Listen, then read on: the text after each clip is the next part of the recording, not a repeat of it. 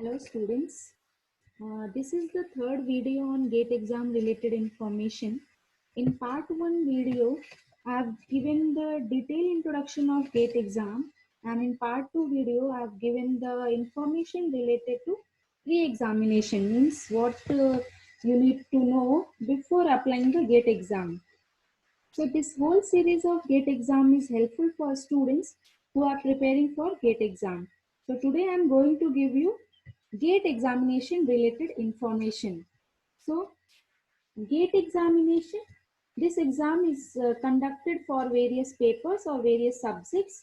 So students should appear or can appear for only one of the given various GATE papers. So this examination for all the papers is conducted on online computer-based test. CBT means computer-based test mode, where the candidates will be shown the questions on a computer screen. So a virtual scientific calculators will be available on the computer screen during the examination. The students have to use the same during the examination. Personal calculators, wristwatch, mobile phones, or any other electronics devices, they are not allowing in the examination hall. Also, the scribble pads they are providing to the students for any rough work. So, in that scribble pad, you can do your rough work. And after the completion of your exams, you have to submit that pad, you have to return that pad to the invigilator at the end of the examination. So that is the GATE exam means based on computer based test. So what is the examination duration? How much time that exam is related? So all the papers of the GATE exam is of 3 hours duration, and they consist of 65 questions for a total of 100 marks. So total GATE exam is for 100 marks, and there will be total 65 questions, 3-hour exam. And since the examination is online computer based exam, so at the end of the 3 hours, your computer will be automatically close the screen, and it will inhibit you to do the further action. So you can't do any work after the 3 hours. That is the examination duration.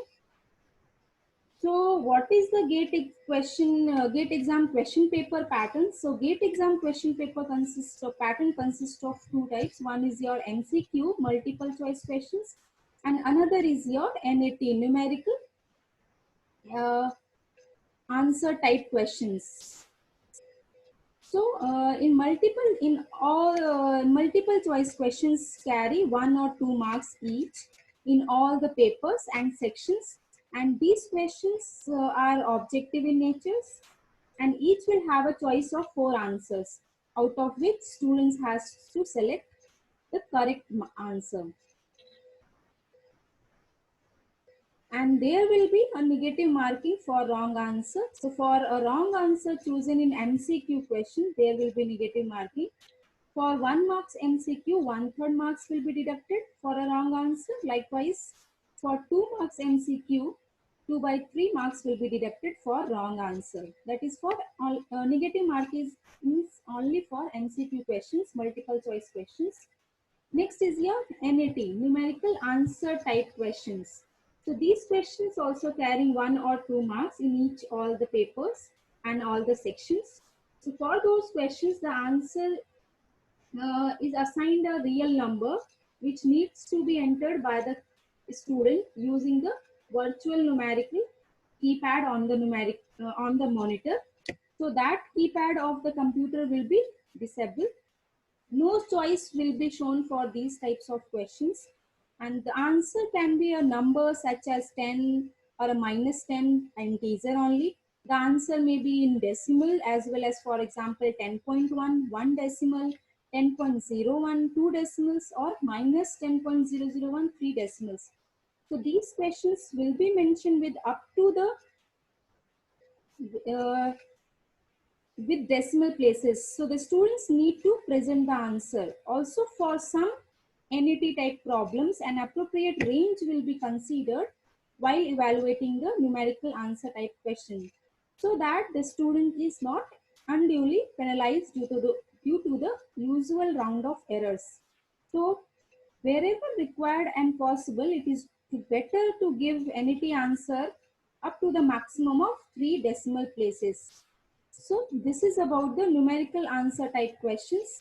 So there is no negative marking for a wrong answer in numerical aptitude, numerical answer type questions, and there is a 1/3 uh, uh, negative marking for 1 marks question of MCQ and 2/3 negative marking for a 2 marks question of MCQ questions. So this is about the question paper pattern of a GATE exam. Next is marks and marking scheme. So in all the papers or in all the subjects, there will be a total of 65 questions carrying 100 marks. So total GATE exam paper is of 100 marks and 65 questions. So out of which 10 questions carrying a total of 15 marks will be on general aptitude, which is intended to test the language and analytical skills. Means 65 total 65 questions, in which 10 questions will be on your analytical skills or language, to test your analytical skills and language skills, and 55 questions will be on based on your syllabus or your subject, and those 10 questions will carry the 15 marks. So in all the papers, general aptitude questions carry a total of 15 marks, and that general aptitude section includes 5 questions carrying 1 marks each, means subtotal 5 marks, and 5 questions carrying 2 marks each, so subtotal 10 marks. So total 15 marks. 10 questions, 15 marks.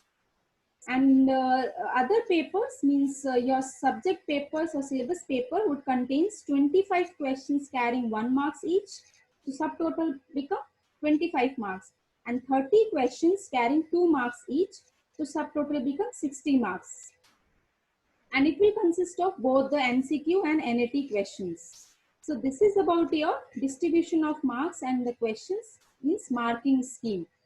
So total exam is of 3 hours, and total questions will be your 65 questions, and total marks will be your 100 marks. So out of 65 questions, 10 questions will be from your analytical and language skills, and rest 55 questions will be on your subjects related.